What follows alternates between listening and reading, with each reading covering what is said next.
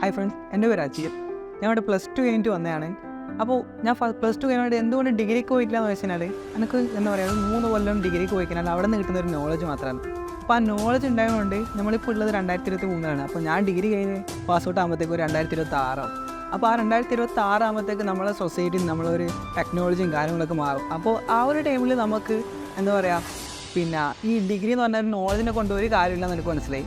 അത് ഞാൻ മുൻകൂട്ടി ചിന്തിച്ചുകൊണ്ട് തന്നെ ഞാൻ ഒരു ഫ്യൂച്ചറിലേക്ക് ചിന്തിച്ചുകൊണ്ട് തന്നെ ഞാൻ എന്താക്കി അതുകൊണ്ടൊരു പ്രൊഫഷണൽ ലെവലിലേക്ക് എനിക്ക് കാലെടുത്ത് വെക്കണം എന്നുള്ളതാണ് ഞാനിങ്ങനെ പ്രൊഫഷണൽ കോഴ്സിനെ കുറിച്ച് ഞാനിങ്ങനെ ചിന്തിക്കാൻ തുടങ്ങി. അങ്ങനെ ചിന്തിച്ചതിൽ വെച്ചിട്ട് എനിക്കും ഏറ്റവും ബെറ്ററായിട്ട് തോന്നിയൊരു കോഴ്സാണ് CMA US എന്ന് പറയുന്ന കോഴ്സ്.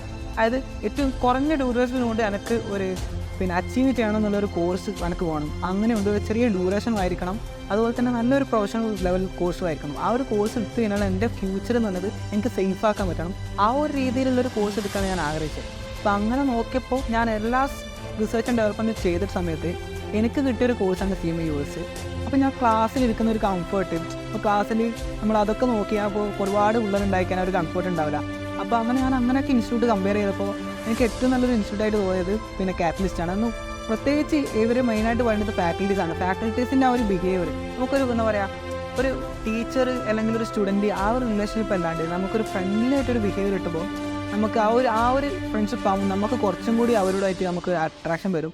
അവരോട് ഡൗട്ട് ചോദിക്കാനാണെങ്കിലും നമുക്ക് കുറച്ചും കൂടി ഒരു കംഫർട്ട് തോന്നും. നേരെ മറിച്ച് ഒരു ടീച്ചർ ആൻഡ് സ്റ്റുഡൻ്റ് ആണെങ്കിൽ നമുക്ക് ഒരു പേടിയോ ഒരു ക്വസ്റ്റ്യന് ചോദിച്ചതിനാൽ നമുക്കൊരു ആൻസർ വരാൻ മടിയോ ക്ലാസ്സേ ബോറായിപ്പോൾ. ഇത് കഷ്ടപ്പെട്ട് പഠിക്കാണ്ട് ഇഷ്ടപ്പെട്ട് പഠിക്കാമെന്ന് പണ്ടുള്ള ആൾക്കാർ പറയും. അതുപോലെ നമുക്ക് ഇഷ്ടപ്പെട്ട് പഠിക്കണമെങ്കിൽ ഒരു ഇൻട്രസ്റ്റ് വേണം പഠിക്കാൻ. അപ്പോൾ ആ ഒരു ഇൻട്രസ്റ്റൊക്കെ എനിക്ക് ഇവിടെ കിട്ടുന്നുണ്ട്. ഞാൻ സെലക്ട് ചെയ്ത ഇൻസ്റ്റിറ്റ്യൂട്ട് ആയാലും അതായത് കോഴ്സായാലും രണ്ടും സേഫ് ആൻഡ് സെക്യൂർ ആണെന്ന് എനിക്കിപ്പോൾ തോന്നുന്നുണ്ട്. അതുകൊണ്ട് തന്നെ എനിക്കിത് എൻ്റെ ലൈഫിൽ എൻ്റെ ഡ്രീംസൊക്കെ അച്ചീവ് ചെയ്യാൻ പറ്റുമെന്നും ഞാൻ പ്രതീക്ഷിക്കുന്നു. മലയാളികൾ പറയുന്നു കാറ്റലിസ്റ്റ് തന്നെയാണ് കൊമേഴ്സിലെ നമ്പർ 1.